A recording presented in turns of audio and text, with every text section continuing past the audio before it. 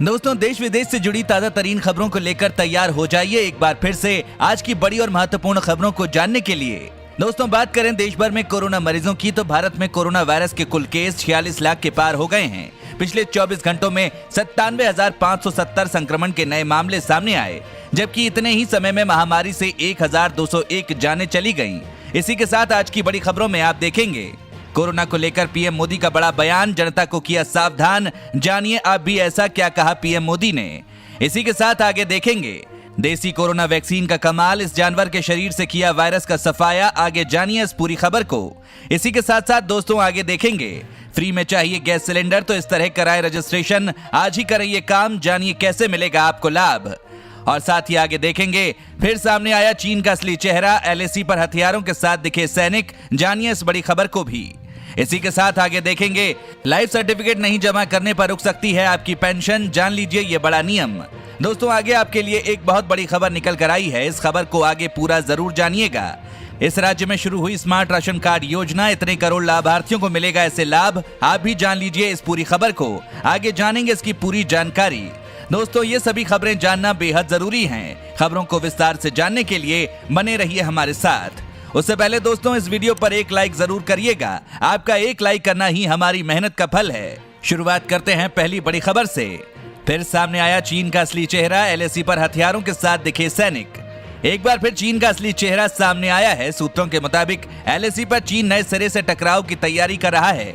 LAC पर तैनात चीन के सैनिकों के पास अब हथियार नजर आ रहे हैं।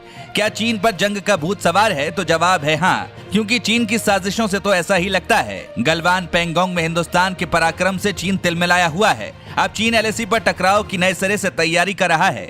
ये चीन है जो सिर्फ झूठ बोलता है, बातचीत भी करता है और बॉर्डर पर विश्वासघात भी करता है। चीन के खिलाफ एलएसी वॉर में भारतीय सेना टॉप पर है। ये बात पीएलए को पच नहीं रही है। शी जिनपिंग की सेना भारत के सैन्य और कूटनीतिक चक्रव्यूह में ऐसे उलझ चुकी है कि उसे समझ नहीं आ रहा है कि करें तो क्या करें। यही वजह है कि चीन एक तरफ बातचीत की बात करता है और दूसरी ओर एलएसी पर अपने सैनिकों की संख्या बढ़ा रहा है।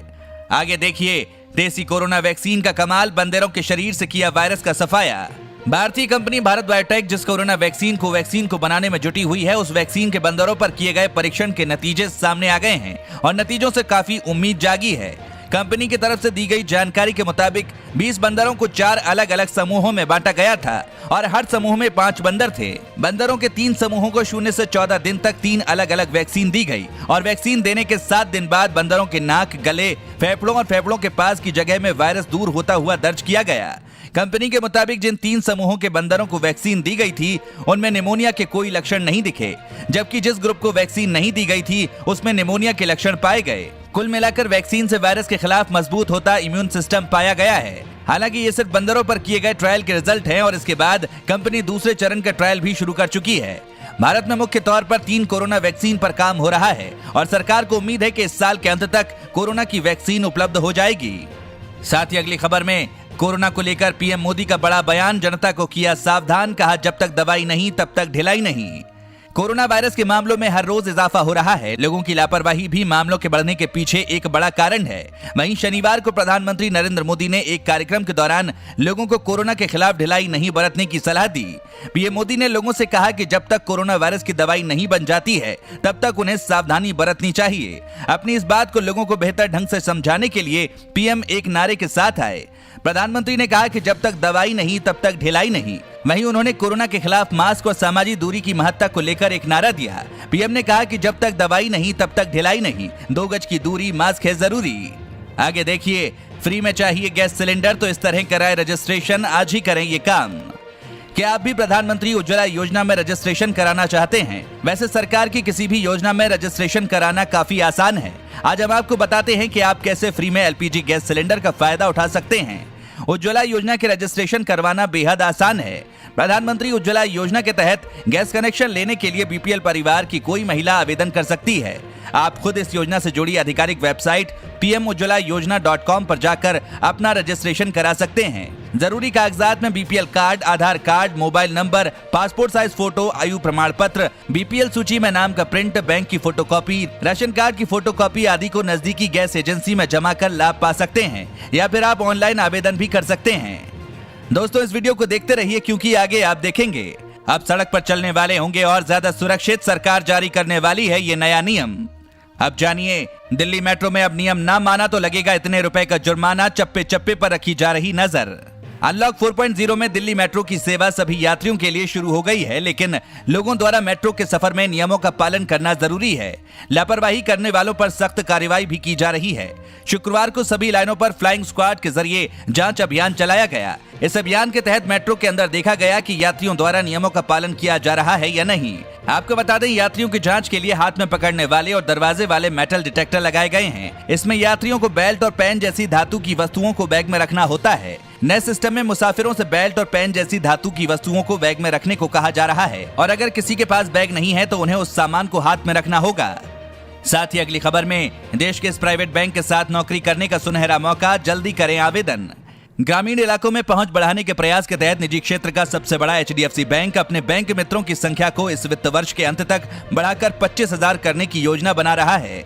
बैंक के एक शीर्ष अधिकारी ने शुक्रवार को ये जानकारी दी। अभी बैंक मित्रों की संख्या 11,000 है। आपको बता दें, ग्राहक को बैंक मित्रों के जरिए खाता खोलना, मियादी जमा, भुगतान, उत्पाद और ऋण जैसी सभी बैंकिंग सुविधाएं उपलब्ध होंगी। उन्होंने कहा कि बैंक अपने बैंक मित्र नेटवर्क को विस्तार के लिए सरकार के साझा सेवा केंद्रों के इस्तेमाल पर भी गौर कर रहा है। साथ ही अब जानिए, लाइफ सर्टिफिकेट नहीं जमा करने पर रुक सकती है आपकी पेंशन। जानिए ये बड़ा नियम। अगर आप रिटायर्ड हैं और पेंशन पाते हैं, या फिर आपके घर में ऐसा कोई शख्स है जो सरकार द्वारा पेंशन ले रहा है, तो जल्द से जल्द पेंशन अकाउंट वाले बैंक में लाइफ सर्टिफिकेट यानी जीवन प्रमाण पत्र जमा करा दें। हर साल पेंशनर्स को अपना पेंशन जारी रखने के लिए 30 नवंबर तक अपना लाइफ सर्टिफिकेट बैंक में जमा करना होता है। हालांकि सरकार ने इस बार इसकी तारीख को बढ़ाकर 31 दिसंबर कर दिया है। लाइफ सर्टिफिकेट पेंशनर के जीवित होने का सबूत होता है। ऐसा नहीं करने पर पेंशन मिलना बंद हो सकता है। साथ ही अब जानिए, अब सड़क पर चलने वाले होंगे सुरक्षित, अक्टूबर से लागू होंगे ये नियम। ट्रांसपोर्ट व्हीकल को लेकर मोदी सरकार लगातार कदम उठा रही है। सड़क दुर्घटनाएं और इससे होने वाली मौतों को लेकर सरकार कितनी संवेदनशील है, ये तो आपने देखा ही है। मोटर वाहन संशोधन कानून लागू करने की बात हो या दुर्घटना संभावित क्षेत्रों यानी ब्लैक स्पॉट की पहचान कर तकनीकी खामी को दूर करना हो, सरकार ने कई कारगर कदम उठाए हैं। केंद्र सरकार ने कुछ निश्चित क्षेत्रों का चयन किया है जहां अंतर्राष्ट्रीय मानक लागू होगी, जिसमें टायर प्रेशर मॉनिटरिंग सिस्टम शामिल है। इसी के साथ अगली खबर में, क्या है पशु आधार कार्ड, किसानों को कैसे मिलेगा इसका फायदा, जानिए इससे जुड़ी सभी बातें। दोस्तों, ई गोपाला ऐप की शुरुआत करते वक्त प्रधानमंत्री नरेंद्र मोदी ने पशु आधार नंबर का जिक्र किया। उन्होंने कहा कि इस ऐप में पशु आधार डालने का काम पूरा हो जाएगा तो इससे जानवरों के बारे में सभी जानकारियां हासिल की जा सकेंगी। पशुओं को खरीदना और बेचना आसान हो जाएगा। आइए जानते हैं कि आखिर पशु आधार क्या है। दरअसल पशुओं की टैगिंग ही उनका आधार कार्ड है। अब देश भर की हर गाय व भैंस के लिए यूनिक आइडेंटिफिकेशन नंबर जारी होगा। इसके जरिए पशुपालक घर बैठे अपने पशुओं के बारे में सॉफ्टवेयर के जरिए जानकारी ले सकेंगे। टीकाकरण, नस्ल सुधार कार्यक्रम, चिकित्सा सहायता सहित अन्य काम आसानी से हो पाएंगे। साथ ही अब जानिए, रेल यात्री के लिए खुशखबरी। 174 दिन के बाद शुरू हुई वंदे भारत और हमसफर एक्सप्रेस, बदल गए ये नियम। दिल्ली से चलने वाली वंदे भारत एक्सप्रेस, प्रयागराज नई दिल्ली हमसफर एक्सप्रेस, प्रयागराज जयपुर एक्सप्रेस आदि का संचालन शनिवार से शुरू होने जा रहा है। आपको बता दें कि इंडियन रेलवे 40 जोड़ी अतिरिक्त स्पेशल ट्रेनों का परिचालन शुरू कर रहा है। इन ट्रेनों के लिए शुक्रवार को तत्काल टिकटों की बुकिंग भी की गई। जानकारी के लिए बता दें कि ये 80 ट्रेनें पहले से चल रही 30 स्पेशल राजधानी और 200 स्पेशल मेल एक्सप्रेस ट्रेनों से अलग होंगी। साथ ही अब जानिए, योगी सरकार 50 साल से ज्यादा की उम्र वाले पुलिस कर्मियों को जबरन करेगी रिटायर। दोस्तों, उत्तर प्रदेश की योगी सरकार ने भ्रष्ट पुलिस वालों को अनिवार्य सेवानिवृत्ति देने की कार्रवाई शुरू की है। डीजीपी मुख्यालय ने पुलिस की सभी इकाइयों के प्रमुखों, सभी आईजी रेंज और एडीजी जोन को ऐसे नाकारा पुलिस वालों की सूची भेजने के लिए पत्र लिखा है। पत्र में 31 मार्च 2020 को 50 वर्ष की आयु पूरी कर चुके पुलिस कर्मियों की स्क्रीनिंग कराए जाने के निर्देश दिए गए हैं। वहीं सिपाही से लेकर इंस्पेक्टर रैंक के पुलिस कर्मियों की अनिवार्य सेवानिवृत्ति देने के लिए स्क्रीनिंग होगी। उधर योगी सरकार की इस बड़ी कार्रवाई के बाद यूपी पुलिस में भ्रष्ट पुलिस कर्मचारियों पर गाज गिरना तय माना जा रहा है। उन पुलिस वालों की छटनी की जाएगी जो 31 मार्च 2020 को 50 वर्ष की आयु पार कर चुके हैं। साथ ही अब जानिए, इस राज्य में शुरू हुई स्मार्ट राशन कार्ड योजना, इतने करोड़ लाभार्थियों को ऐसे मिलेगा लाभ। दोस्तों, डिजिटल इंडिया के दौर में पंजाब राज्य में स्मार्ट राशन कार्ड योजना शुरू कर दी गई है। राज्य के 1.41 करोड़ लाभार्थियों को इस योजना से लाभ मिलेगा। राज्य में one nation one ration card योजना लागू हो जाने के बाद अब पंजाब में किसी भी डिपो से अनाज प्राप्त किया जा सकता है। इस तरीके से लोग आसानी से राशन प्राप्त कर सकते हैं। सरकार द्वारा उठाया गया ये कदम लोगों को काफी मदद करेगा। साथ ही अगली खबर में, अगले 3 दिनों में इन राज्यों में होगी भारी बारिश, जारी किया अलर्ट।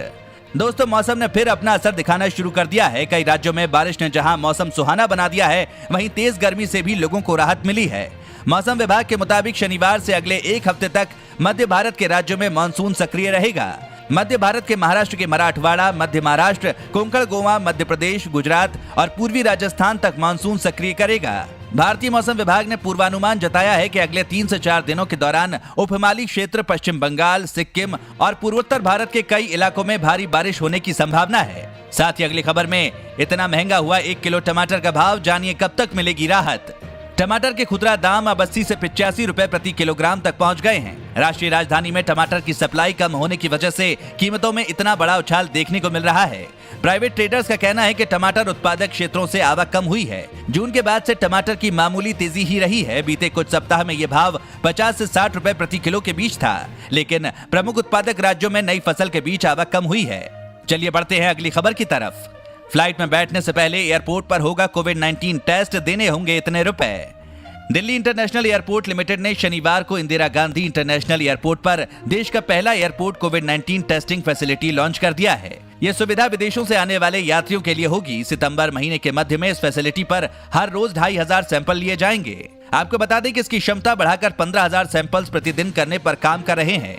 ये फैसिलिटी 3,500 स्क्वायर फीट के एरिया में बना है। दिल्ली सरकार द्वारा निर्धारित एक टेस्टिंग के लिए पैसेंजर्स को 2400 रुपए देना होगा। अब अगली खबर में, अमेरिका में भारतीय बासमती चावल की बोरी को मिल रही है मुंह मांगी कीमत, धड़ाधड़ हो रही बिक्री। भारत की बासमती चावल की तो छोड़िए, अब उसकी खाली बोरी भी धूम मचा रही है। नूरहान नाम की एक महिला ने बासमती चावल की बोरी की तस्वीर ट्वीट की और उसके बाद ये बैग ट्रेंड करने लगा।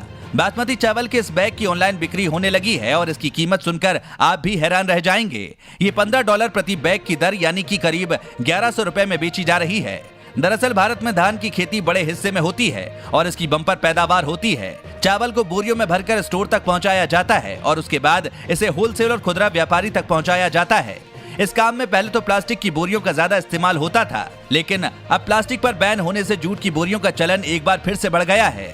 आमतौर पर खाली होने के बाद इन बोरियों को लोग फेंक देते हैं, लेकिन कुछ लोग ऐसे भी हैं जो इससे बम्पर कमाई कर रहे हैं। दोस्तों, अगर आप भी रोजाना ऐसी खबरों को अपने मोबाइल पर पाना चाहते हैं तो बिना भूले नीचे दिए गए लाल रंग वाले सब्सक्राइब बटन को जरूर दबाएं, साथ ही बेल आइकन को ऑन कर लें।